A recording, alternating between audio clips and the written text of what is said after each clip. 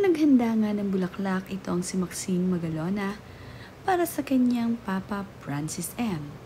Dadalawin kasi nila ito ng kanyang pamilya, kaya naman naghanda ito ng nagagandahang bulaklak para dalhin sa puntod ng kanyang Papa Francis.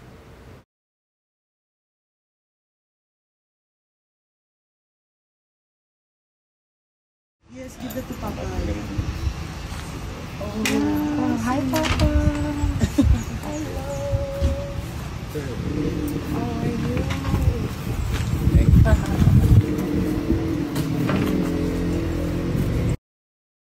Nag-alay nga ng nagagandahang bulaklak itong sina Maxine Magalona at ang kanyang pamilya para ito sa ika-16th death anniversary ng kanilang Papa Francis M. Ibinahagi nga ni Maxine Magalona sa kanyang social media ang kanilang naging pagdalaw dito ng kanyang pamilya. Kasama nga itong si Mami Pia at ang kanyang mga kapatid ay dumalaw sila dito. Nagkaroon din nga ng pamisa ang pamilya Magalona para dito sa 16th death anniversary ng kanilang Papa Francis M.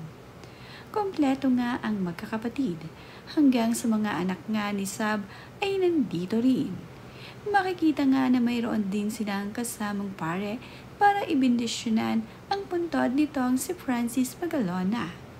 Masaya naman nga ang pamilya Magalona sa kanilang naging pagdalaw dito kay Papa Francis M. At ito pa nga ang isang nakakagulat na ipinakita nga ni Maxine Magalona at ipinakilala sa kanyang Papa Francis M ang kanyang partner ngayon.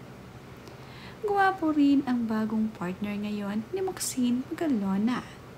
At dahil ngayon nga ang pagkakataon upang maipakilala ito sa kanyang Papa Francis, ay isinama nga niya ito dito kung saan nga nakahimlay ang kanyang Papa Francis M. Nakakatuwa nga lang na sa ganitong pagkakataon ay naaalala nila ang kanilang Papa Francis M at hindi nalilimutan. Talagang naglalaan ng oras ang pamilya Magalona upang sa ganitong pagkakataon ay makumpleto ang magkakapatid.